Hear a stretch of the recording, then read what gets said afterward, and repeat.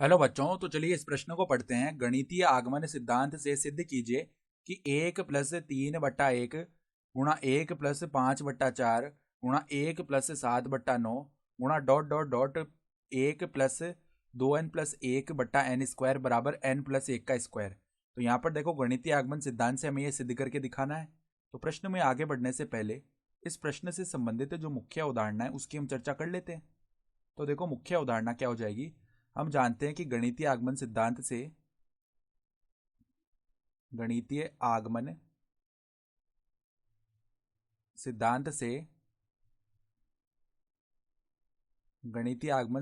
यदि Pn कोई समीकरण है, Pn n बराबर k पर सत्य हो, तो n बराबर k+1 के लिए भी सत्य आना चाहिए। ठीक है, n बराबर k+1 के लिए भी Pn सत्य आना चाहिए। यही कहता है गणितीय आगमन का सिद्धांत कि अगर n बराबर k पर सत्य आ रहा है ना, तो n बराबर k+1 के लिए भी सत्य आना चाहिए।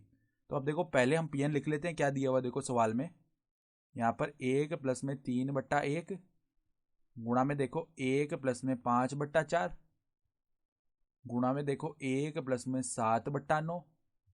इसी प्रकार गुणा में पद चलते जा रहे हैं, और यहाँ पर 1+2n+1/n² ये पद है, बराबर में क्या है, n+1 का स्क्वायर है। ठीक है, तो पहले तो हम क्या कर लेते हैं, माना कि n बराबर 1 पर Pn के सत्यता की जांच कर लेते हैं। माना कि n बराबर 1 है। ठीक है, तो इससे जो P1 प्राप्त होगा, पहले उसका हम बायां पक्ष निकाल लेते हैं। तो बायां पक्ष P1 का देखो, बायां पक्ष यहाँ पर n बराबर 1 रख लेते हैं। तो 1 प्लस में देखो 2 गुणा 1 2 आ गया, प्लस में 1 करेंगे तो 3/1 का स्क्वायर 1 ही हो जाएगा, तो ये तो 4 बन गया। अब इसी प्रकार हम दायां पक्ष देखते हैं। दायां पक्ष बराबर में यहाँ पर क्या हो जाएगा, 1 प्लस में 1 का स्क्वायर, तो ये भी क्या हो जाएगा, 2 का स्क्वायर यानी कि 4।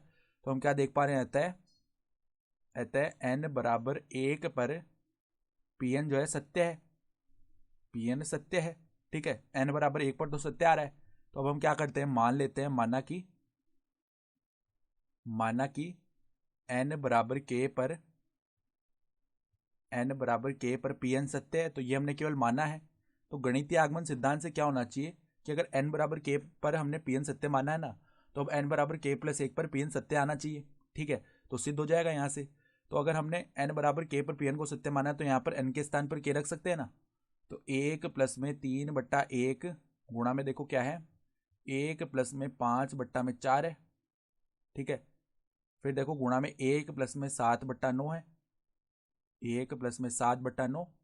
इस प्रकार पदों का गुणा चलता जा रहा है, और हमारे पास क्या है, 1 प्लस में उसके बाद देखो यहाँ पर 2n+1/n² है, तो 2k+1/n², और बराबर में क्या है, k+1 का स्क्वायर है ना।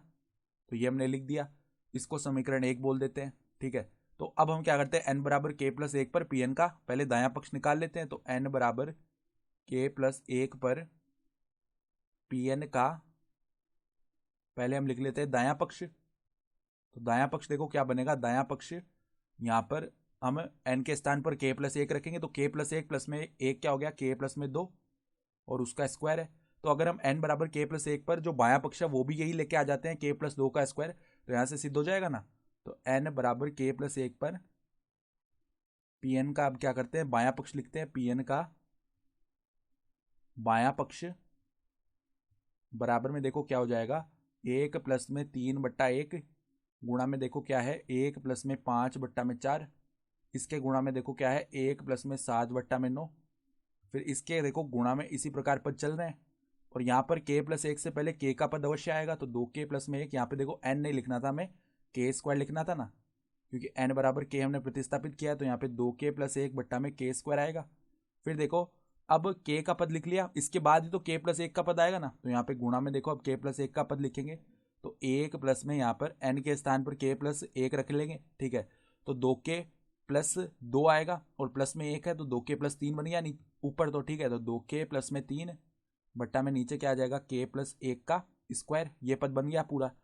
तो अब देखो, इतने इतने पद का मान शुरू से लेकर केवे पद तक का मान हम क्या रख सकते हैं, k+1 का स्क्वायर रख सकते हैं। तो ये मान रख लेते हैं हम। तो देखो k+1 का स्क्वायर और इसके गुणा में क्या बच गया, यहाँ पर हम लैसे लेके लिखेंगे पदों को, तो k प्लस 1 का स्क्वायर तो नीचे लैसे आ गया, और ऊपर देखो यहाँ पर ये वर्ग खोल लेते हैं हम, तो k स्क्वायर प्लस में 1 प्लस में क्या हो गया 2k प्लस में 2k प्लस में 3 आ गया ना। ठीक है, तो अब ध्यान से देखो यहाँ पर k प्लस 1 के स्क्वायर से ये k प्लस 1 का स्क्वायर ये तो आपस में क्या हो गए, विभाजित हो गए। अब देखो ऊपर क्या बन रहा है हमारे पास, k स्क्वायर प्लस में 2k प्लस में 2k क्या हो गया 4k, प्लस में देखो 1 प्लस में 3 क्या हो जाएगा 4, तो ये तो k प्लस 2 का स्क्वायर बन गया। और यही हमारे पास में n बराबर k प्लस 1 पर जो दायां पक्ष है वो भी यही आया था। तो हम क्या देख पा रहे हैं, अर्थात n बराबर k प्लस 1 पर pn का दायां पक्ष बराबर में आ रहा है बायां पक्ष, दायां पक्ष बराबर में आ रहा है बायां पक्ष। तो हम क्या देख पा रहे हैं, यानी n बराबर k पर pn को सत्य मानने पर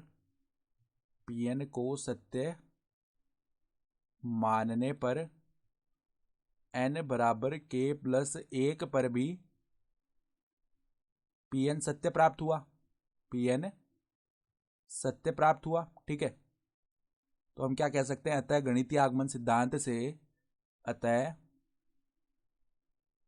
गणितीय आगमन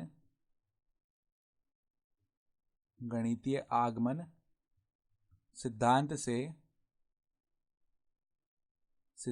से pn सदैव सत्य है, pn सदैव सत्य होगा। ठीक है, तो यही हमें सवाल में सिद्ध भी करना था, तो इस प्रकार हमने सिद्ध कर दिया। तो यहाँ पर हम क्या लिख सकते हैं, इति सिद्धम अर्थात दी गई उदाहरणा के आधार पर हमने सिद्ध करके दिखा दिया। तो आशा करता हूँ कि आपको ये प्रश्न समझ में आया होगा। धन्यवाद।